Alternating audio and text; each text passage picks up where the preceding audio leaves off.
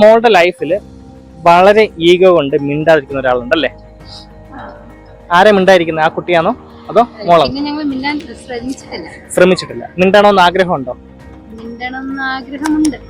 Okay, എനിക്ക് ആ കുട്ടിയെ എങ്ങനെയും അറിയാൻ ചാൻസ് ആണോ? ഒരു കാരണവശാലും എനിക്ക് കാണത്തില്ല. എനിക്ക് നിങ്ങളെ പോലും ഇവിടുന്നാണ് ഞാൻ കണ്ടെത്തിയത്. അപ്പൊ എനിക്ക് ആ കുട്ടിയെ അറിയാൻ ഒരു ചാൻസും ഇല്ല.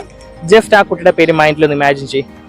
ഒരു വലിയ പേരാണ്, ഒരു നാടൻ പേരാണ്. ജസ്റ്റ് ആ പേരൊന്ന് മൈൻഡിൽ ഇമാജിൻ ചെയ്യും. അതിൽ ഇഷ്ടമുള്ള ഒരു ലെറ്റർ ഇമാജിൻ ചെയ്യും. ആ പേരിന്റെ എവിടെയോ എണ്ണി കിടപ്പുണ്ടോ? മൾട്ടിപ്ലൈ ആയിട്ട് എണ്ണി കിടപ്പുണ്ടോ? ഇന്ന് ആ പേര്